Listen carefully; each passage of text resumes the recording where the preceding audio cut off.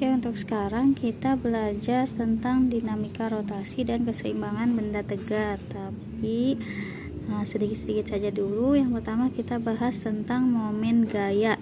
Lambangnya seperti ini, disebut dengan torsi. Momen gaya yaitu ukuran keefektifan gaya yang bekerja pada suatu benda untuk memutar benda terhadap titik poros tertentu.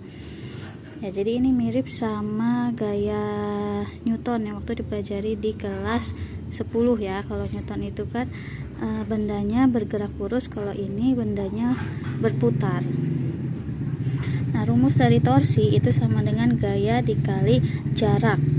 Ya, tadi di sini lambangnya mirip kayak T. Ini adalah torsi, satuannya Newton kali meter. F adalah gaya dan R adalah jarak gaya yang tegak lurus terhadap porosnya, satuannya meter. Oke.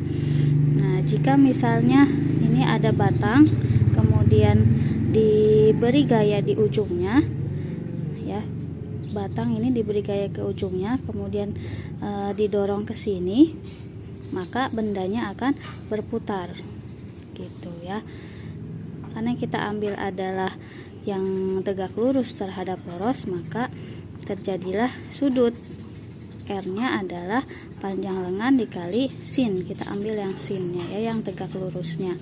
Jadi torsinya adalah gaya dikali lengan sin theta atau sudutnya. Oke, contoh, kita mempunyai sebuah batang seperti ini gambarnya, panjangnya 2 meter dan masanya kita abaikan. Ditanya adalah momen gaya terhadap poros A ya, yang ditanya terhadap poros A. Nah, kita buat kesepakatannya dulu.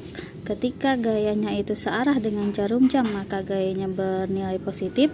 Kalau berlawanan itu berarti bernilai negatif. Jadi ini hanya tanda untuk menyatakan berlawanan ataukah searah dengan jarum jam. Oke. Yang ditanya adalah terhadap poros A. Ini kan poros A nya nih, berarti gaya terhadap poros A dan jaraknya, karena porosnya A berarti jaraknya adalah 0, maka torsinya kita abaikan saja ya. Jadi langsung torsi yang di titik B sama torsi yang di titik C. Jadi yang A itu karena jaraknya 0, maka tidak bergerak bendanya gitu. Jadi nilainya bisa diabaikan. Torsi yaitu gaya dikali jaraknya. Titik B itu kan F-nya F2. Kita masukkan F2 dan jarak itu adalah dari titiknya ke porosnya ya. Jarak AB, RAB ditambah yang torsi C-nya F3 dikali RAC. Ya, tinggal kita masukin angkanya. F-nya 20, jaraknya 1. Nah, ini kenapa minus? Coba kamu bayangkan misalnya di sini ada batang nih, kemudian diberi gaya seperti di titik C, seperti itu geraknya ya, kayak gitu kan, ke atas, arahnya ke atas. Nah, berarti itu adalah berlawanan dengan arah jarum jam, maka dia akan bertanda negatif. Itu hasilnya berlawanan minus 40, yaitu berlawanan arah jarum jam. Oke, sekarang contoh yang kedua.